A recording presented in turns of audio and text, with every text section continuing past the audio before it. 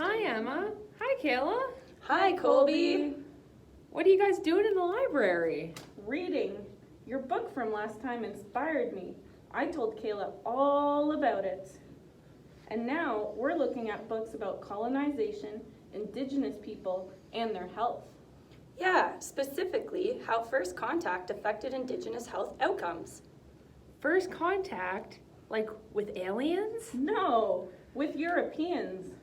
Yes, first contact generally refers to the first meeting between Europeans and Indigenous people. Oh, I see. You mean when Europeans sailed over to the Americas? Yes, but it turns out that even the notion of first contact is romanticized and false.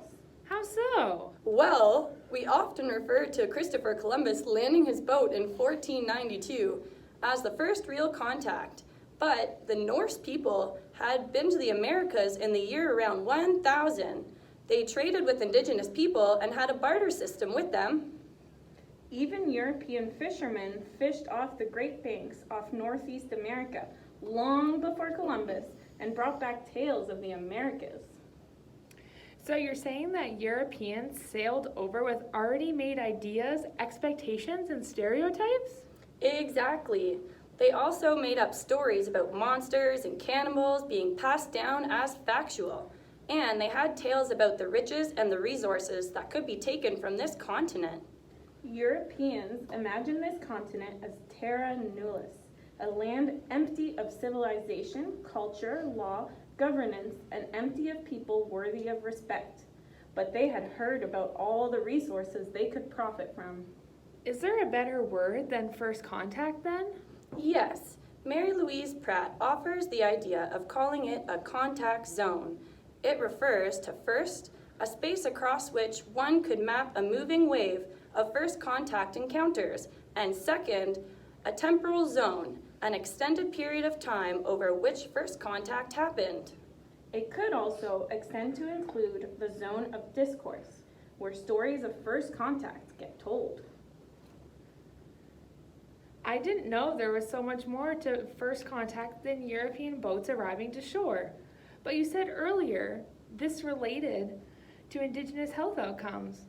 What did you mean? I meant that even from the point of what we usually call first contact, Europeans have severely impacted Indigenous people's health.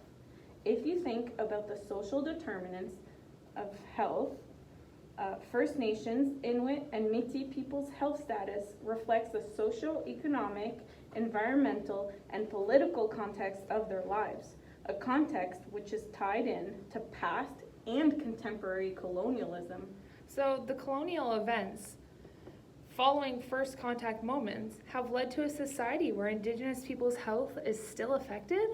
Yes, Indigenous children, youth, and their families and communities continue to live with unacceptably disproportionate burdens of health, including higher rates of infant mortality, tuberculosis, child and youth injuries, and death, obesity and diabetes, youth suicide, and exposure to environmental contaminants.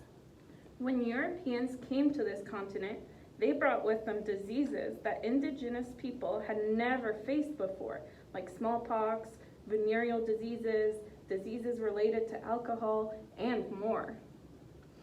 They also brought and imposed a framework for living that limited Indigenous people in their access to healthy living and healthy choices. Like not being able to hunt, fish, or live where they want? Exactly. Before the arrival of Europeans, First Nations in what is now Canada were able to satisfy all of their material and spiritual needs through the resources of the natural world around them. Wow, I didn't realize all the factors that affected Indigenous populations' health, including first contact. Could I borrow the book when you're done with it? Of course.